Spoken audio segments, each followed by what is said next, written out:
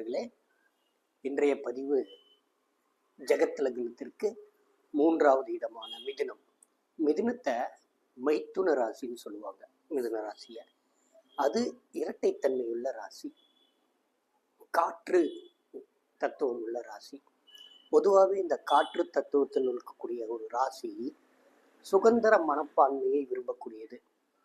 2 விதமான சிந்தனைகள், பேச்சு சுதந்திரம், அதிகப்படியான பேசிய தன்னுடைய கருத்தை திணிக்கக்கூடிய ராசி.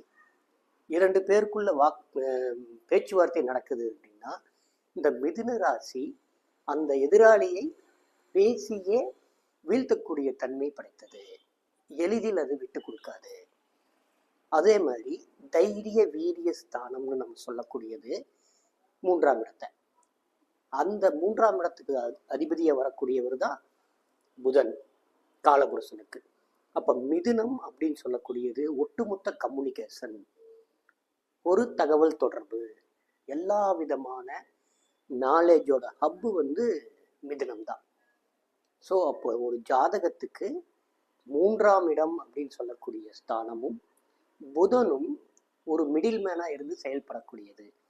அப்போ மிதுன ராசியை சார்ந்தவங்க யாராக இருந்தாலும் 2 விதமான சிந்தனைகள், 2 விதமான செயல்திறன்கள், கற்பனை சக்திகள், பேச்சு சுதந்திரத்தை விரும்பக்கூடியவங்க, தன்னோட கருத்தை ஏற்றுக்கொள்ளாமல் பிறர் மீது திணிக்கக்கூடியவர்கள், பிறர் கருத்தை ஏற்க மறுப்பவர்கள் இந்த மிதுன ராசியை சார்ந்தவங்க.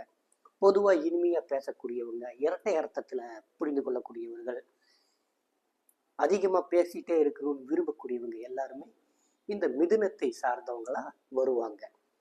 இங்க எந்த கிரகமும் நீச்சமோ உச்சமோ அடைவதில்லை. முழுமையா புதனுடைய ஆதிக்கம் உள்ள வீடு.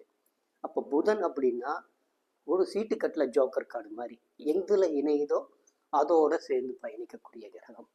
அது பொறுத்த வரைக்கும் மிதுனம் இயற்கையாகவே சுதந்திர மனப்பான்மை உடையது, பேச்சை தன்னுடைய முழு பலமா நினைக்கக்கூடிய ராசி, அறிவாளி வீடு புதன். நன்றி, வணக்கம்.